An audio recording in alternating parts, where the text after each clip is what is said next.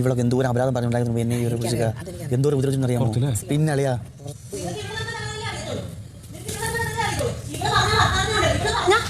ഞാൻ വേറൊരാളുടെ പേരിനകത്ത് എടുത്ത് വലിച്ചിടണല്ലോ എന്ന് വിചാരിച്ചിട്ടാണ് മിണ്ടാണ്ടിരിക്കുന്നത്.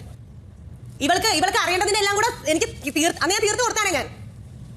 പിന്നെ അപ്പാന്റെ കാര്യം കൂടി എടുത്തിരുന്നല്ലോ. അവള് ലൈവ് ഉണ്ടാക്കി, അവള് ലൈവ് കണ്ട് മറ്റന്നാ മസ്താനി നിന്റെ ഒരു വീഡിയോ എങ്കിലും മനുഷ്യന് കാണാൻ വേണ്ടി കൊള്ളാവോ? നീ എന്നെ ഇവിടെ കാണിച്ചു എപ്പിസോഡ് നീ കണ്ടായിരുന്നോ?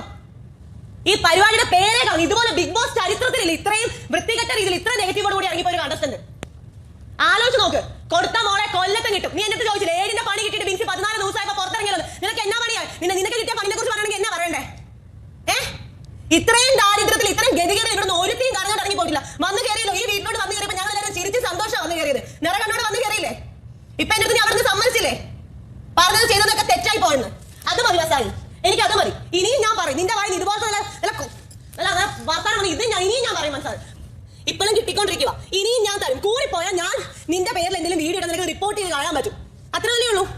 അതിനപ്പുറത്തോട്ട് നിനക്ക് എന്തെങ്കിലും ചെയ്യാൻ പറ്റുമെങ്കിലേ വെല്ലെ വിളിക്കുന്നു. പറ, തിരിച്ചു സംസാരിക്കുന്നേ. സംസാരിക്കും.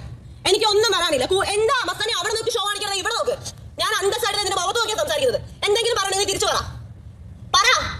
പറയണി, പറ. എന്തെങ്കിലും പറഞ്ഞു തിരിച്ചു. ഇത്രയും കിടന്ന് പറഞ്ഞില്ല, തിരിച്ചു പറഞ്ഞേ ഇല്ല. കാരണം നിനക്ക് പറയാൻ ഒന്നുമില്ല. മനസ്സിലായില്ലേ? ഇനിയിപ്പോ കരഞ്ഞു കാണിച്ച് എനിക്ക് അങ്ങനാണ്, എനിക്ക് പുറത്തേക്ക് നടക്കാൻ പറ്റില്ല, എന്റെ ജോലി പോയി എന്ന് പറഞ്ഞ ആൾക്കാരെ സിമ്പതി പിടിച്ചു പറ്റുന്ന പോലെ മസ്താനി നടക്കത്തില്ല. അതാണ് രാവിലെ ഞാൻ എടുത്ത് ഇത്രയും നേരം നിന്നിട്ട് മിണ്ടാടുന്നത്. രാവിലെ നീ ഇങ്ങോട്ട് വന്ന് കാര്യം ചോദിച്ചപ്പോൾ എനിക്ക് നിന്റെ സിമ്പതി വീഴാൻ താല്പര്യമില്ല. എനിക്ക് സംസാരിക്കാൻ പോലും താല്പര്യമില്ല. നീ വന്നപ്പോൾ പോലും എനിക്ക് നിന്റെ മൈൻഡ് പോലും ചെയ്യാൻ താല്പര്യം ഉണ്ടായിരുന്നില്ല. അത് നിന്റെ കയ്യിരിപ്പിന്റെയാ. ഇവരൊക്കെ ചിലപ്പോൾ വീഡിയോ ആയിരിക്കും, കണ്ണീര് കാണുമ്പോൾ ഇവരൊക്കെ ഒന്ന് കെട്ടിപ്പിടിക്കുമായിരിക്കും. എന്നെ അതിനെ കിട്ടത്തില്ല. കാരണം നിന്റെ വായിന്ന് എന്റെ അടുത്ത് വന്നിട്ടുള്ളൂ. ഇപ്പൊ നിങ്ങളൊക്കെ കേട്ട സംസാരമില്ല, അതിന്റെ ഇരട്ടിയാ മസ്താനി അന്ന് സംസാരിച്ചത്.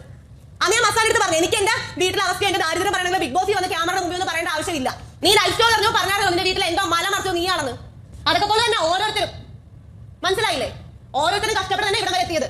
വന്ന വഴി മറക്കാണ്ടിരിക്കുന്നവരത് പറയും. അത് നിന്നെ പോലെ എല്ലാം മറന്ന് ഒരു നാണോ ഇല്ലാണ്ട് തെണ്ടിത്തര മുഴുവൻ കാണിച്ച്, എത്ര ചെക്കതരം കാണിക്കാതെ മുഴുവൻ കാണിച്ച് ആൾക്കാരെ മുഴുവൻ വെറുപ്പിച്ച് ഇറങ്ങിപ്പോയോളല്ല ഞാൻ.